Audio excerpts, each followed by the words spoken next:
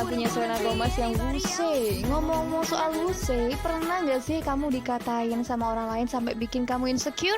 Tenang aja, akan kita bahas bareng Zia.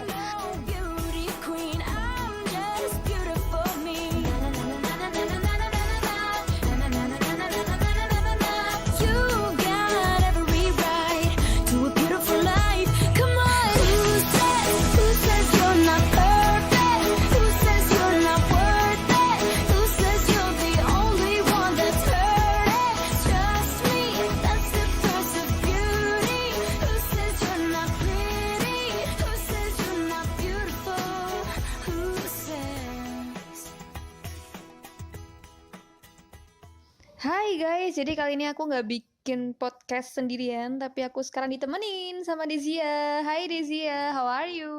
Oh, hi. I'm fine. And how about you? Oh, I'm grateful. Oh, so nice. Yes. Dezia, mau nanya nih, sekarang aktivitasnya lagi apa? Waduh, lagi apa ya ini? Ini masa-masa yang nggak jelas sebetulnya. Kalau orang bilang itu ya, yang penting hidup gitu bisa nafas dengan baik lah ya. Gitu. Oke. Asik, yang penting bisa nafas ya. Menarik nih guys. Tapi balik lagi ke tema ya, kita hari ini lagi bahas insecure cewek di mata Zia. Dezia, pernah nggak sih lo tuh ngerasa insecure gitu sama diri lo sendiri? Sebelumnya ini mau tanya nih, kenapa tiba-tiba pengen bahas insecure gitu loh? Apa yang menjadi dasar lo terus untuk membuat tema tentang insecure itu apa? Oke, jadi gini nih guys, kita itu kan di usia 20-an, itu kan pasti kita sering comparing diri kita dengan yang lain. Terus apalagi sekarang insecure mulai trending nih, mulai pada aware tentang insecure. Jadi kayaknya perlu banget kita bahas bahwa insecure itu adalah wajar. Gitu. Dan sekarang gue mau memposisikan insecure di mata cewek. Gitu sih. Oh gitu. Jadi sekarang lagi ada di fase sedang mengalami insecure gitu, betul? Bisa jadi. Kalau gue emang yes ya men, ada beberapa yang bikin gue insecure. Tapi kalau versi lo sendiri insecure lo tuh kayak apa sih sebagai cewek terutama ya?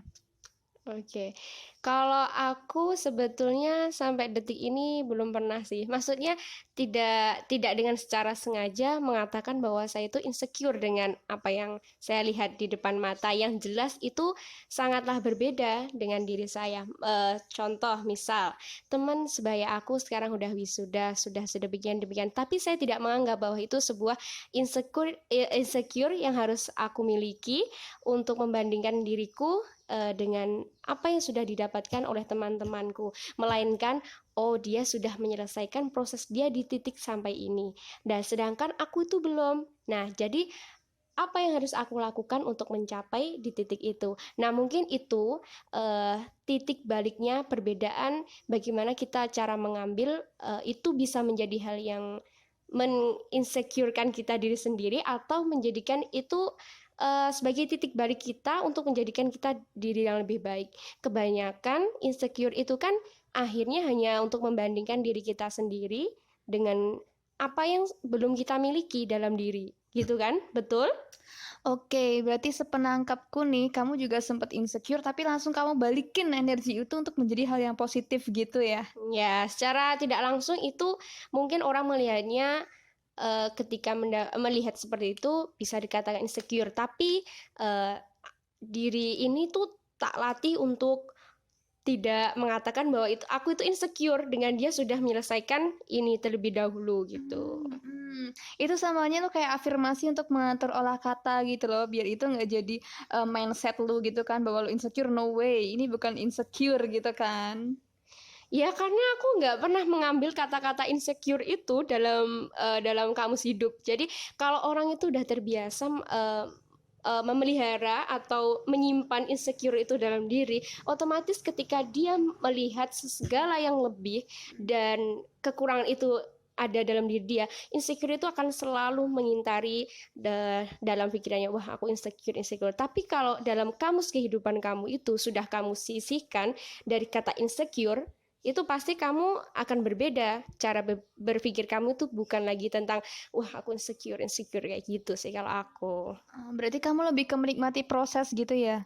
Ya, karena setiap orang itu pasti memiliki sisi minusnya masing-masing, tapi bagaimana sisi minus itu kita pelajari, kita apa ya?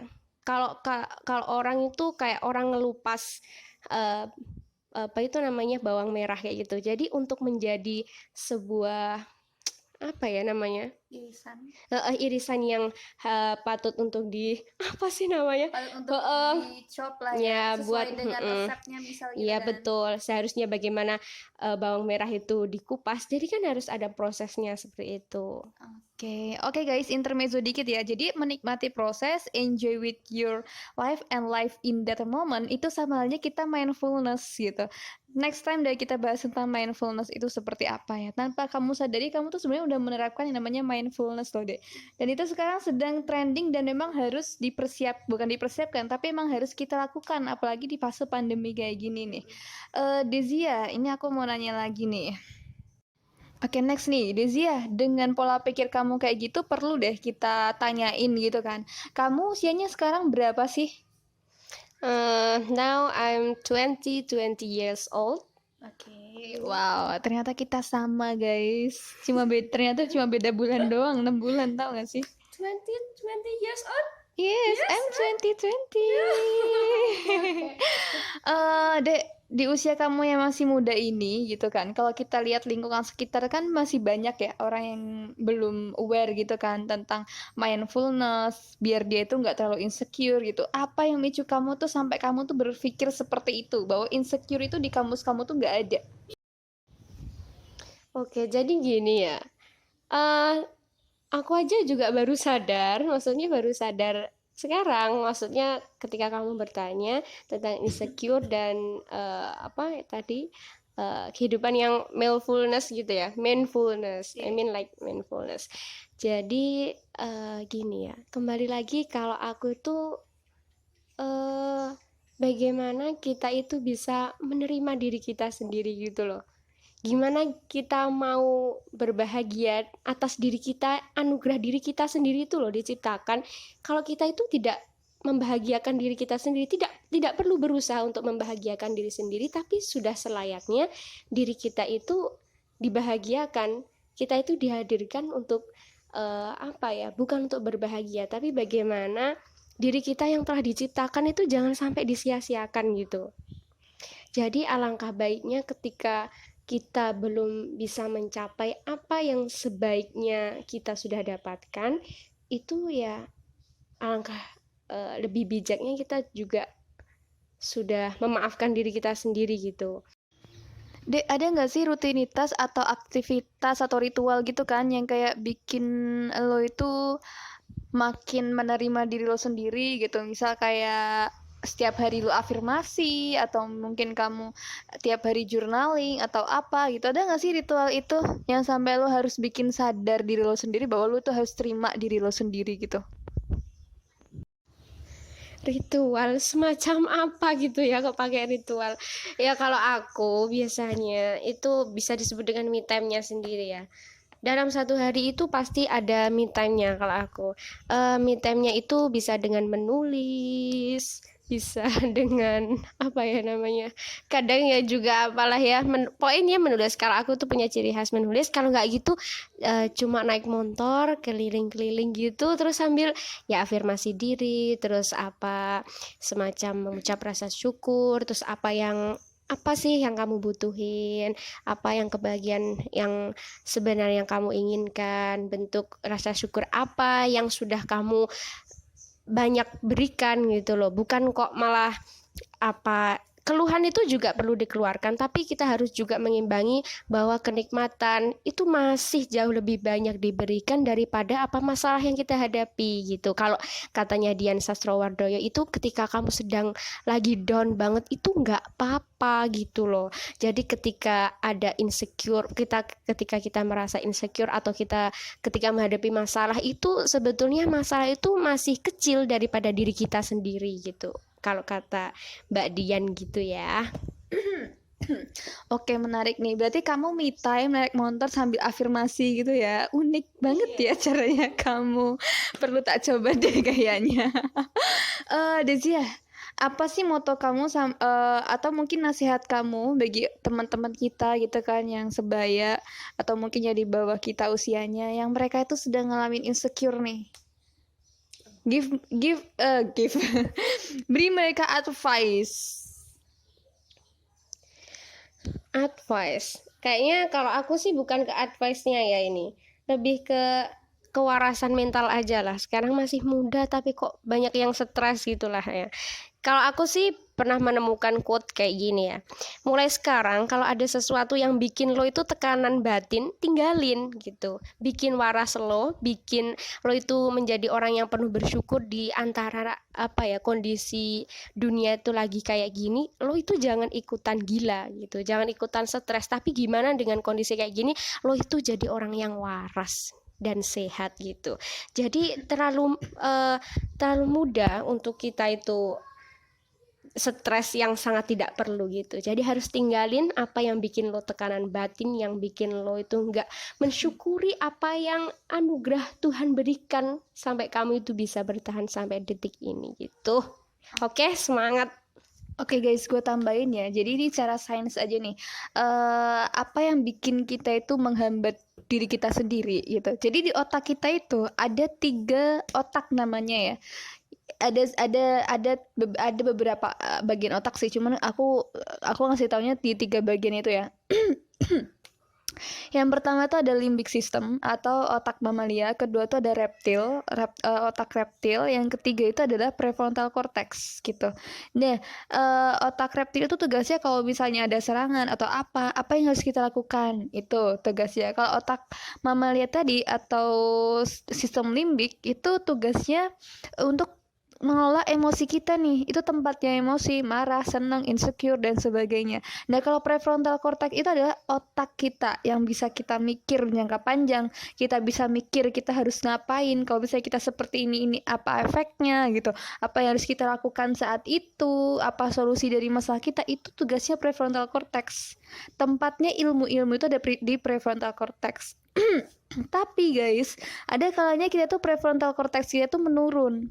Prefrontal cortex kita tuh bisa menurun apabila otak reptil dan otak mamalia kita atau otak sistem limbik itu lagi tegang nih, lo lagi emosi, misalnya lo lagi sedih, lo lagi galau, maka ilmu lo itu akan meredam. Bukan meredam ya, tapi akan menurun gitu guys. Jadi saran gue itu secara sains memang seperti itu kan. Kalau kita lagi ada tekanan, ilmu kita yang kita dapatkan tuh belum bisa kita manfaatkan atau maksimalkan untuk diri kita. So, handle lah emosi kalian dengan misal nih, kalian meditasi, afirmasi. Ini tips dari gue sendiri ya. Biasanya gue itu sering melakukan, hampir bisa dibilang setiap hari melakukan 10 alasanku bersyukur. Dan itu aku lakukan sebelum tidur dan sesudah tidur. Cobain itu selama 40 hari dan rasakan guys, gitu. Oke Dezia, thank you banget atas waktunya. Aku bersyukur banget ketemu kamu gitu. Dezia ini adalah sahabat kecil aku guys, jadi kita tetanggaan gitu. Dezia. Ya. Oke. Sapa goodbye dong. Bilang goodbye dong buat teman-teman online kita. Oke, see you on the next podcast with the other narasumber ya. Iya, kayak gitulah. Semangat selalu, tetap jaga otak kita untuk selalu sehat dan berpikir positif. Dan rumusnya hanya 1, selalu luangkan untuk bersyukur gitu. Oke. Selalu luangkan untuk bersyukur. Nah, spesial buat kamu nih guys, untuk mengakhiri podcast kita, biasa gue punya lagu yang spesial juga, yaitu ada Manusia-Manusia Kuat dari Tulus. Bye-bye. Kau bisa patahkan kakiku, tapi tidak mimpi-mimpiku. Kau bisa lumpuhkan tanganku, tapi tidak mimpi-mimpiku. Kau bisa merebut senyumku, tapi sungguh tak akan lama. Kau bisa merobek hatiku, tapi aku tahu obatnya. Manusia-manusia kuat, itu kita. Jiwa-jiwa yang kuat, itu kita. Manusia-manusia kuat, itu kita. Jiwa-jiwa yang kuat, itu kita. Kau bisa hitamkan putihku, kau takkan gelapkan apapun. Kau bisa runtuhkan jalanku, kan ku temukan jalan yang lain. Manusia-manusia